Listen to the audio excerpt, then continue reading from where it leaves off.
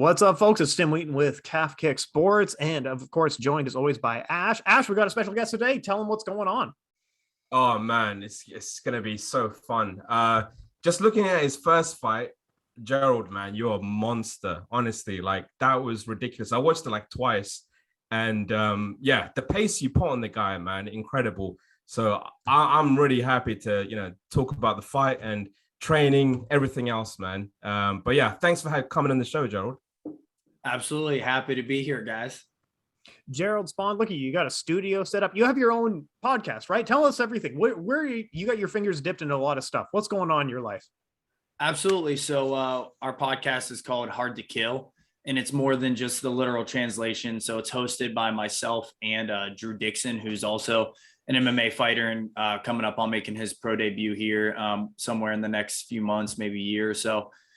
But we wanted to start a podcast to give people a platform to talk about what makes them hard to kill, whether it's a set of skills, whether it's a mindset, whether it's just kind of the systems that they have that help get through the day or to deal with certain things. We want to give a diverse set of people that can speak to all groups of life the opportunity to talk about what makes them special. Maybe not special in terms of, they have something extraordinary that all these other people don't have. Actually, more so, everyday things that they use that you may just not have thought of that you could use too, that could help make your life better. So that's what the podcast is about. Dude, you are not kidding when you say, like, when you think of something, when you think of a product, you are going full into it, right? You're not half into doing the podcast, right? This is cool as hell. No, yeah, I'm all in. I mean, this is actually where we film it, right behind me. I mean, the camera is usually set up different because we have, people here, but and the mic and everything. But yeah, man, I'm all in on the things that I do. And if I could train anymore, I would. But I have one body and I got to make it last another 10 or 15 years if I can. So I got to fill my time with other things such as the podcast. I'm all in on my social media. I write a blog on a few different platforms, and I do a little bit of everything, man. I have a few things that are staples, such as training, coaching, and the podcast. But then I got a lot of other little stuff that I kind of hit as I can. Man, yeah, I could see. I mean, even on the podcast, I could see you're big into crypto. Is that right? I saw some of that stuff as well. I was like, yeah, I like this stuff, man. Our most recent guest, Nanad, is just a very intellectual person, and he's big into it. I'm just trying to understand it. I do have my hand in some crypto, but for me, it's basically based off extended conversations with people that I trust and me making decisions off of that. I don't know enough to go out on my own and be like, I'm going to throw down on XYZ. I have a few things that have done very well for me that I'm sticking to. But if you really dove into some advanced questions, I'd be lost. Fair enough. No, that's totally reasonable. I also want to ask you, you got some really good logos going. You got some great symbolism. Like, Jerald, tell us about you using the Viking symbol right now for you. This is really good branding for a guy who doesn't have an official MMA nickname. Why don't you have an MMA? Like, it should be the Viking, should it not? But tell us about the logo and then, like, what's going on with the nickname right now. So one thing I want to ask you guys, I was curious, do you think having multiple logos is a bad thing? Is it like brand confusion? Do you think it's better to have one? Because that's something I like, having them for different purposes. Like, this is the fight, shirt. This is always going to be, going to be, because it means if you want change, you must invite chaos. And that's really like my life. So that's something that's going to stick with me for the entirety of my career. But I like having the Viking as more of a symbol of like the YouTube channel, and kind of like like more of a badge, more of like an add-on to what I already have. But what do you guys think about having multiple logos? No, there's no right or wrong. I mean, I personally love the Viking logo. I think it's awesome. But then I also like your t-shirt as well. Like, it makes sense to me. But I don't think there's any right or wrong. I think both of them look great. Yeah. Man, I'm not 100%, because you also want to have succinctness across all your brands. So whether someone sees you on YouTube, whether someone sees you in the cage, you almost want to have that uniform brand. So I'm not 100% certain, but I don't know, having everything uniform, I can also see making a lot of sense. But it sucks when you have so many cool logos, right? Like, life is tough for a guy who has two good logos. Yeah. Well, and the thing is like this is the fight shirt. This will be the fight shirt. Now I might do some different variations of this, especially because I like changing things up. But I've never really used. I have a shirt that has the Viking logo on it, but it's not really like a fight shirt. It's just kind of like an additional one. I more or less use that for more like business facing things, like I said, videos, stuff like that. If I'm gonna stamp that logo somewhere, it's gonna be the Viking. But this last fight, they actually were calling me the Neon Don. I had a teammate. That's what I was gonna say. I was like, I thought you called because it Ryan was like Jerald the Neon Don Spohn. I'm like, that's an awesome nickname. Like, I thought that was what you made up. No. So there's a rapper called Riff Raff. I'm not sure if you yeah, I know Riff Raff.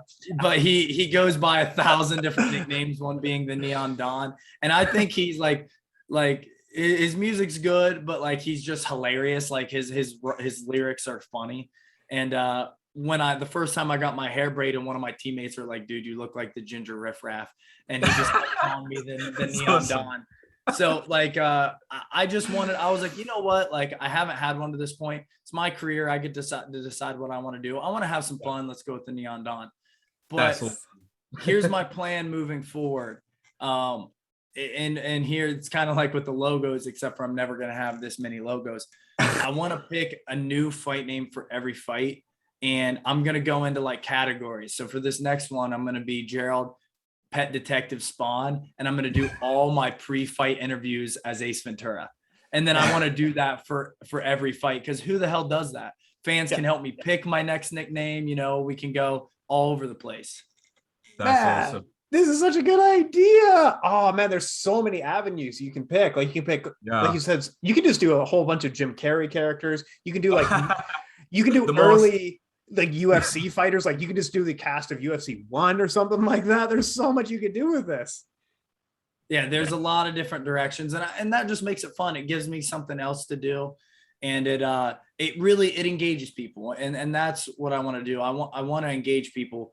I want their feedback. I want to work with them, because this career in fighting isn't just about me. I want anyone that's going to spend their time, energy, and attention on me to be rewarded. And another way for me to do that is if you're my biggest fan, Tim, and you like more than anything else want to see me like as Zoolander and all my pre-fight interviews, like I'm gonna be Derek Zoolander, you know what I mean? Because then you're gonna be like, oh my god, like he did that for me, and that's what I want my people to feel.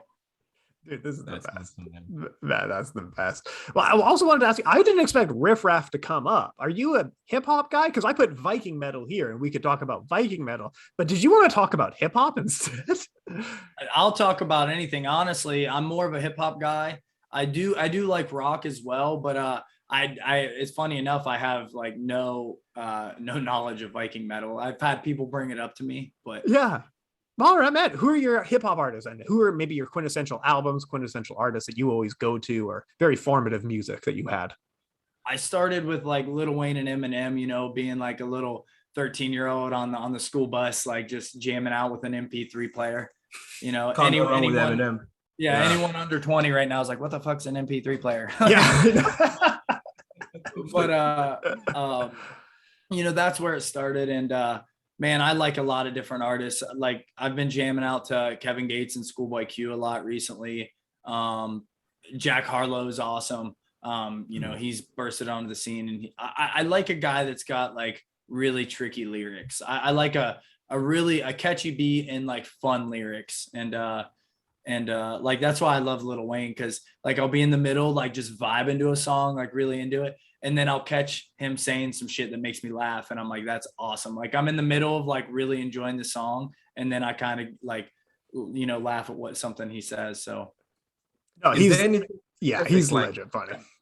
Sorry, Ash, go ahead. No, you.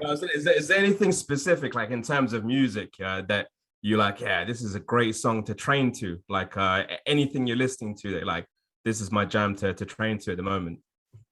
So it really changes all the time. My interests are very broad, and I'd say it changes all the time. Right now, I'm actually I'm hot on an artist called Automatic, OTTOMATTIC. He's up and coming rapper, man. He is awesome. He's an awesome guy.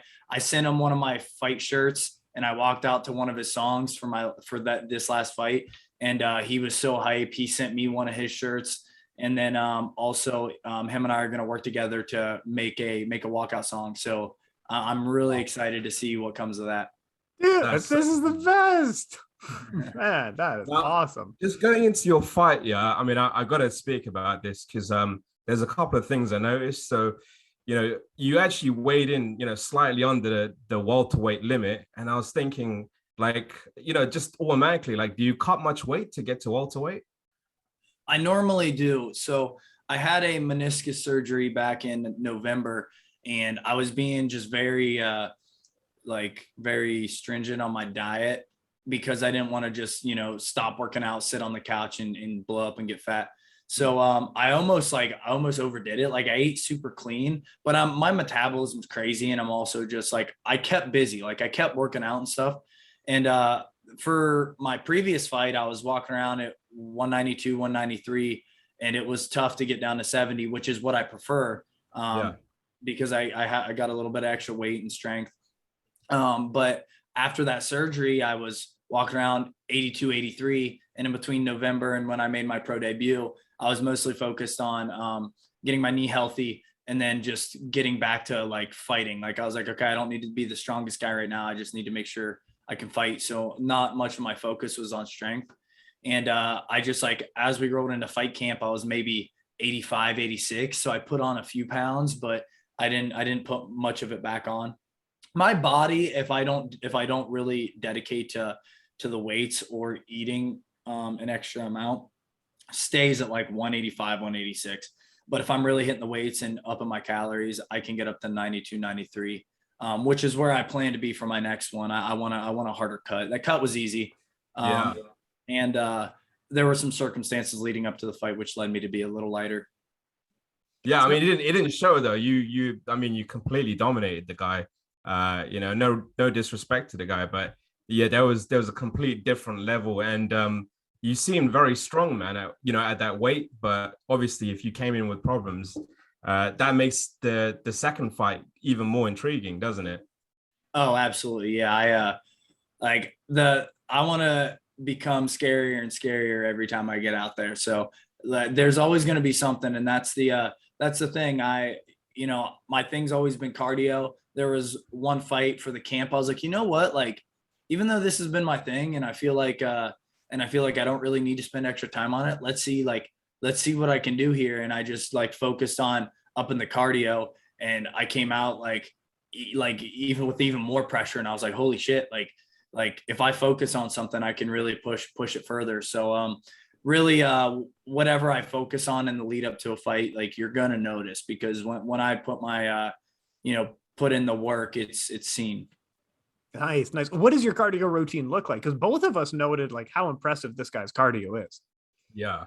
So a lot of the stuff that I'll do is I'll wait till we're finished with sparring or just a super hard workout, and maybe even finish with conditioning. And then I'll just hop on like an assault bike or just hit the bag and really just like go to where I've already went through the hard workout and kind of throw technique, throw all that out the door, and then just like push the bar, like just raise the bar, because like I'm already at that point, what I feel like is exhausted, but I know, okay, like even if it's just 5 minutes, okay, I'm going to hop on the bike for 5 minutes and push it as hard as I can for 5 minutes.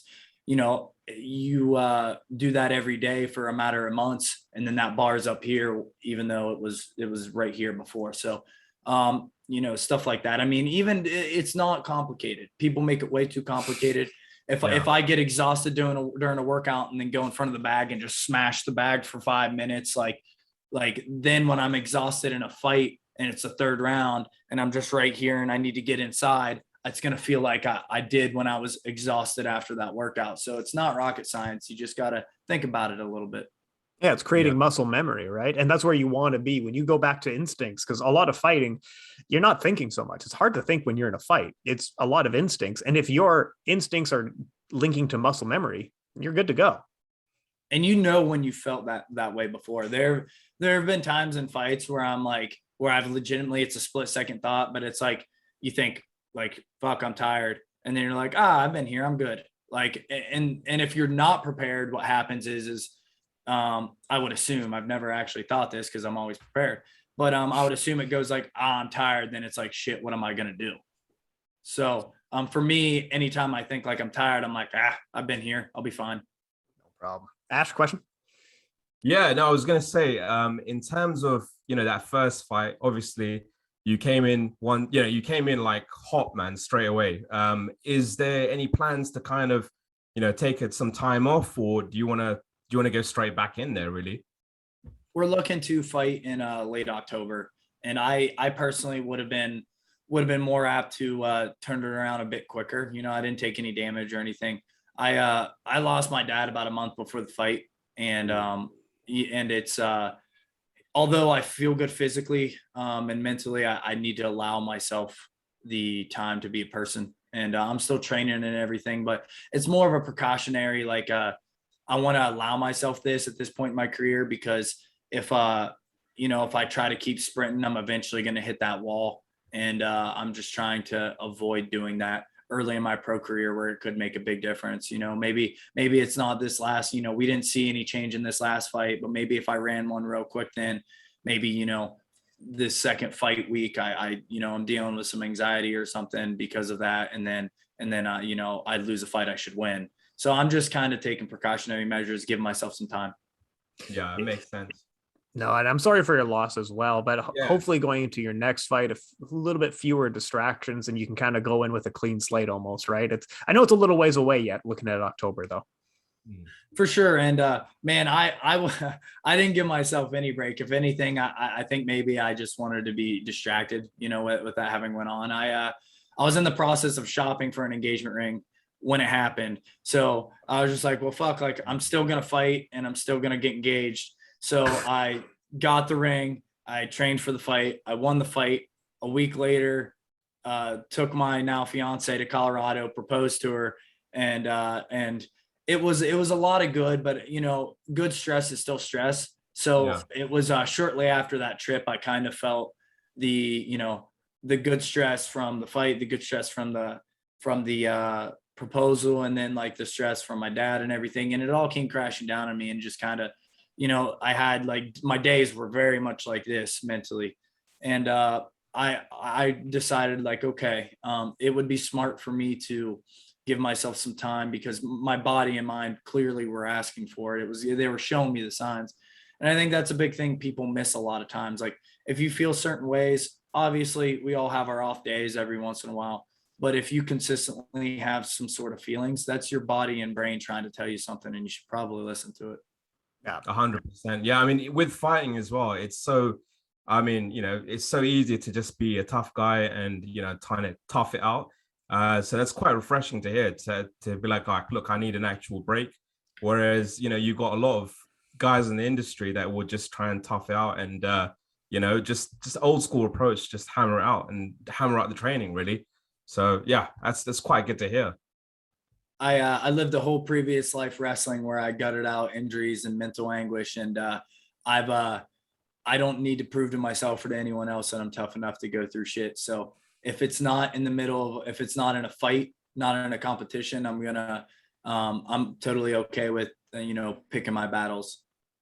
Dude, yeah, no, I proposed last December, and I was nervous for like an entire month. I don't know how you went through so much. If someone fought me, I would have just been like, yeah, do it. Beat me up already. I'm sick of it. Just get this over with. Get it over with. I'm sick of this. But I also wanted to, you did mention collegiate wrestling. You had a really good collegiate wrestling career. What was the primary reason that you took a step back from collegiate wrestling to pursue other opportunities? I thought that I had hit my ceiling with wrestling, and that was a bit of an immature thought, because what I realized is I started wrestling when I was in 8th grade. So I started late compared to most people. Yeah. And I think a few things, massive interest, being a good athlete, and just like going all in. I got dramatically better every year I wrestled, up until my junior year of college. And then my junior and senior year, I stagnated, and I couldn't figure out why. And, not being as educated or as mature as I am now, I thought that I had hit my ceiling, so to speak. Mm-hmm. And then after I got done wrestling, when I went to approach fighting, I didn't want to fall into that same pitfall. So I really like took a look at my wrestling career and really thought about things. And then I started training for MMA a little differently. And I realized what had happened is I had reached a ceiling in the way that I was training. The way that I was training was no longer conducive to the skill level that I had reached at. It was like more of a like intermediate, like, you know, I'm saying this having, you know, been a Division I starter, but an intermediate type of like, an intermediate like skill level type of training. And it did me well for a long time, but I needed to look at things differently and approach the training differently. And I'm thankful to have died on that stake as a wrestler, because it's if I didn't have that failure, and if I didn't struggle to find out how to get better, you know, I might have you know, gotten really good for 3 amateur fights and then not figured out how to get any better. So my failures as a wrestler are the reason why I'm as successful as I am at fighting. So I've got a question for you. You know, they always say, so we have had, you know, Daniel Cormier say this as well, you know, and Henry Cejudo, there's nothing harder than collegiate wrestling. And these are like, you know, top level MMA champions. Do you agree with that? I mean, it just seems like it's very brutal, collegiate wrestling. Absolutely. I mean, essentially we're tasked with standing in a squat for 2 hours a day while other grown ass men are pulling our heads and pushing us around and taking us down. And then we're doing it back to them. And then, you know, you got weight training in the mornings, and then you got conditioning, and it's then you got to be a full-time student. And then, you know, some guys will work too on top of that. But it's just the training style is just hard. I mean, it's hard to be an elite wrestler without truly grinding. I mean, you're really just being incredibly physical for most of the training. And with MMA, you don't necessarily have to do that. Excuse me. It's you know, I can spend time, you know, drilling striking with a guy for an hour and a half, and have really had very little physical contact, you know, like I'm punching their gloves, I'm kicking their legs, you know, but it's not really tearing up your body. You know, when someone, like, in order to get better in wrestling, you legitimately have to move a person, grab their leg, drive them into the ground. And it's just, you know, things getting twisted and turned and pulled. And it's, that's how you get better. And then on top of that, you know, you got to be slamming the weights and throwing medicine balls and shit like that. You know, stuff we still do for fighting, but it's just it's a much more consistently hard workout. Dude, it's unforgiving. And the mental fortitude that one develops. I mean, that's why there's so many successful wrestlers who come into mixed martial arts, because it's such a hard background to come from, right?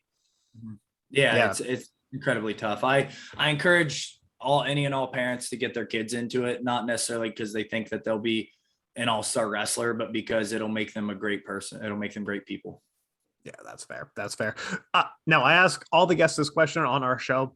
A lot of MMA fighters have a signature brand. We have signature tequilas and whiskeys and hot sauces. Jerald Spohn, you are a guy who actually does have some signature brands. But if you had to add another one to your repertoire, what would your signature brand be? I haven't thought about the next one yet. I would like to release an NFT at some point. I've had some ideas with that, but I would like to have a physical product to accommodate my stuff. And now a hot sauce would be ever so appropriate, considering I got flaming red hair and I am the hottest guy in the game. So that'll probably be coming at some point. But I'd like to do something unique that other fighters aren't doing. So that's something that I'd like to integrate when my stage is a little bit bigger. Right now, I just want to focus on being good at kicking guys' asses and you know, the stuff I'm already doing. So nice. Awesome. So there's another question we ask on the pod as well. Any celeb YouTube boxing call outs? Oh man, I mean, I would fight Jake or Logan right now if I was a big enough draw for them, you know. I would love to box or fight MMA against either of those dudes. But man, I don't know. If I'll tell you the UFC fighter I'd love to fight just because I think it'd be sweet to share the octagon with. I'd love to fight Nate Diaz. You can't see him because my Yeah. shorts are. Oh, that's Nate Diaz right there. His face is covered, but it's with the blood all over his face after the Connor fight. Yeah. Damn. Man, that's an awesome one. Is it because you're just a big fan of him, or you just want to put a beating on him? Oh, it would be an honor to share the cage with him. He's a gangster, man. I love that. He is, man. Yeah, he's so awesome. I gotta fight Riff Raff. I gotta fight Riff Raff if whoever if he wins, he gets to take my place in a fight. If I win, I get to make one of his songs. Nice. Riff Raff versus Jerald Spohn. Man, it is on. This is it. We're doing the call out right now. Who's the real Neon Don? That's right. Now, looking to the future, though, you're coming up right now, 5 years from now, 10 years from now. Where do you see yourself? Visualizing the future, where do you want to be? In 5 years, I fully expect to be in title contention or the champ of the UFC. The UFC is the path that I want to go to. And I'd say just personally, I'd like to, whether it's a continuation of the podcast or something similar, I need to have a camera on me and a mic in front of me in some way, shape, or form, because I think my biggest asset is my mindset and my ability to help others through my words. I've always loved talking. I was that kid in class that would get sent home with notes and detention and all the time because I wouldn't shut the fuck up. But I found ways to channel that in a positive and productive manner. And I just love talking to people, and I want to learn about what's going on in people's lives and what their problems are. Like at the end of the day, if I could just really help someone and improve a certain part of their life, that's what I'd love to do. So that's awesome. That's not the usual answer we get of the 5-10 years from now you're trying to help people out. It's funny that you say, like, I was getting in trouble in school a lot, and I found a way to channel that, and I beat people up now. That's how I got better. I beat people up for money now. It's funny. My friends love to say that I get paid to commit felonies and then I don't go to jail. And I'm like, that's not true. That's awesome. Coming up in MMA, who were some of the guys that you most looked up to, or even now, some of the MMA fighters that you looked up to? GSP has been my number one. The way that he approached the game mentally, there are guys coming along and starting to look at MMA that way now as the sport's evolving. But I got a hold of his book a few years ago, and it was just transformative. It made me feel like I wasn't alone, because I'm like, man, like, I'm a very tough, violent person, but I also feel like my biggest asset is my brain. And I was like, is that does that not make sense? And then I started reading his book about how he approached fighting mentally. And I was like, oh, this guy's one of the best in the world. And he's doing it because he's a step ahead up here. And that's, that's my thing. It's too broad for me to say that I'm going to be the best fighter that there ever has been. I want to be the smartest and most dangerous 170-pound fighter in the UFC to ever do it. And that's what I want to do. And I look at GSP for a lot of that inspiration. And that's a great example because, he's extremely cerebral and he literally picks apart people's weaknesses and acts on that as well. So, yeah, most intelligent 170-pounder of all time, probably most intelligent UFC fighter of all time. Is there anyone current that you look up to now, like just fighting currently at the moment? I like a lot of different guys stylistically, like Stylebender is just fun to watch, and he's got a lot of tools. And someone I pull a lot of tools from is Robert Whitaker. Like there's been a lot of things recently that he's done in fights that I feel like him and I fight differently, but just there's some things he does that I'm like, oh, I can use this. And then, I see him do it in a fight, and then I go into the gym on Monday and I try it, and then I work on it, refine it, make it my own. And he's someone I pull a lot of stuff from. Really looking up to intelligent fighters. GSP, Israel Adesanya and Robert Whitaker. These are very intelligent fighters you're looking up to. Now, we're running out of time here, but Jerald, tell the people where else can we find more of you. I'm going to put all your links down below, but what do you have going on in the next couple of weeks? Where can we find more? Tell us everything about yourself here. At Jerald Spohn is my personal account on Instagram, Twitter. I have Jerald Spohn MMA on Facebook and on YouTube. The Hard to Kill podcast is on Spotify, Apple Podcasts, Google Podcasts. I put it on my YouTube channel, and I also created an Instagram page. The biggest help that I could ask from any of the listeners or you guys right now is to support, follow, like, comment on the Hard to Kill Instagram page, because I'm really committing myself outside of fighting. I'm putting all my time, energy, and effort into that. Like, we're doing the podcast. I got 3 more scheduled over the next week. I'm doing all the editing, the video editing. I'm making clips. I'm taking clips from each video. Like, I'm really pouring my time and energy into it. And it would mean a lot if we could get some support there, not just for myself, but for my co-host Drew, and then also the guests that we have on. And absolutely. Absolutely. JeraldSpohn.com. Last plug. If no, we'll give a shout out on our page for sure. We'll follow the page and we'll give a shout out. 100%, man. We're down for doing that. Oh yeah. Yeah. Well, and you guys are giving me an opportunity to speak and giving me a platform. So I am officially in your corner. So expect me to share your guys' stuff, to be all over your guys' page. You guys have given me something, and I'm always going to contribute to you guys. Oh no, this is mutual, man. This is all mutual. You know, I like seeing your fights just as much as you're gonna be tuning into our podcast, man. So yeah, it's gonna be a great journey. We're gonna both go on it together. Let's do it. Yeah, let's do it. Well, thanks for tuning in, folks. Appreciate all your time. Make sure to share off with Jerald Spohn. All the links will be down below. Thank you so much for your time, folks, and cheers.